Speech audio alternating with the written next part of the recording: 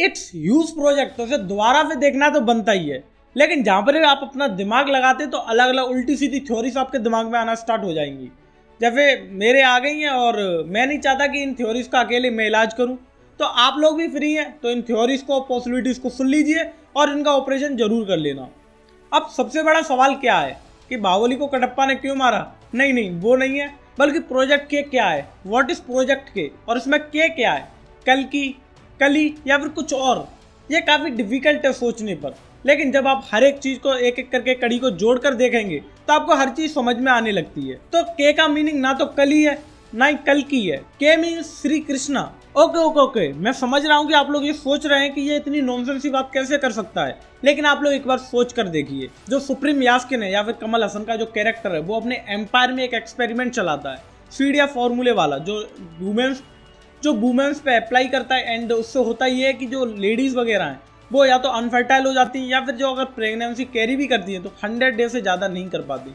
तो वो जो फॉर्मूला या फिर जो एक्सपेरिमेंट है वो क्या है, ये एक्सप्लेन नहीं किया गया मूवी में, बिल्कुल भी एक्सप्लेन नहीं किया गया, सिर्फ बताया गया और उस प्लॉट से उसे काट दिया गया है। मे भी वो हो सकता है कि वो यास्किन का सीड हो या फिर उसकी बॉडी से बना हुआ कोई फॉर्मूला हो जिसे वो वुमेन्स पे अप्लाई करता है, एंड उसके बाद वो उन चीजों को ढूंढने की कोशिश, अपने आप को और ताकतवर बनाने के लिए या फिर नया बनाने, यंग करने के लिए। लेकिन हम लोगों को ये मालूम है कि जो सुमिति है, उसके पेट में जो बच्चा है, वो इसी फॉर्मूले की वजह से पैदा होने वाला है। तो फिर आप लोग इस चीज को कैसे जस्टिफाई करेंगे कि एक भगवान जो है वो यास्किन की बॉडी में फ्लो हो रहा है उस जहर या फिर जो भी चीज है उससे पैदा होने वाला है। बट यहाँ पर एक पॉसिबिलिटी ये बनती है कि ये जो सीड है या फिर ये फॉर्मूला है, उसमें कहीं ना कहीं कृष्ण जी के आंसू वगैरह या फिर आंख से टपका हुआ कुछ भी जिसे इसने कलेक्ट कर, उसके बाद इसको इम्प्लीफाई करने के बाद उस फॉर्मूले में डाला गया हो, जिससे वो ताकतवर बन सके एंड उन चीजों को कैरी कर सके। मोस्ट इंपॉर्टेंट इसमें यह है कि वो जो कृष्ण जी के डीएनए को इम्प्लीफाई करने के बाद उसमें इम्प्लीमेंट करते हैं, एंड जिससे ये भी क्लियर होता है कि उसमें जो ताकत है, क्योंकि वो कृष्ण जी का डीएनए है, तो उसमें इतनी ताकत है कि हर एक लेडी या फिर